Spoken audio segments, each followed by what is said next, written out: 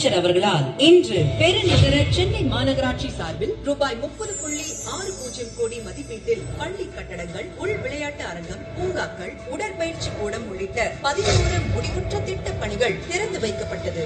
ரூபாய் 59.60 கோடி மதிப்பீட்டில் பாலங்கள், சந்தை வளாகம், அலுவலக கட்டடங்கள், பள்ளி கட்டடங்கள் உள்ளிட்ட 9 புதிய திட்ட பணிகளுக்கு அடிக்கல் நாட்டப்பட்டது.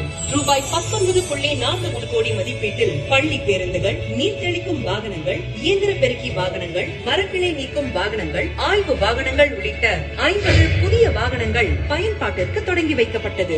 சென்னை குடிநீர் வாரியம் சார்பில் ரூபாய் 53.50 கோடி மதிப்பீட்டில் பெருங்குடி மண்டலத்தில் பள்ளிக்கரணை விரிவான பாதாள சாக்கடை திட்டம், ரூபாய் 85.20 கோடி மதிப்பீட்டில் மடிப்பாக்கம் விரிவான பாதாள சாக்கடை திட்டம், ரூபாய் 49.85 கோடி மதிப்பீட்டில் ஆலந்தூர் மண்டலத்தில் முகலிவாக்கம் பகுதிக்கான விரிவான பாதாள சாக்கடை திட்டம் என 188.55 கோடி ரூபாய் மதிப்பீட்டில் 3 திட்டப் பணிகள் தொடங்கி வைக்கப்பட்டது. தமிழ்நாடு குடிநீர் வடிகால் வாரியம் சார்பில் ரூபாய் 60.58 கோடி மதிப்பீட்டில் தூத்துக்குடி மற்றும் திருநெல்வேலி மாவட்டங்களில் 2 கூட்டு குடிநீர் திட்ட பணிகள் தொடங்கி வைக்கப்பட்டது.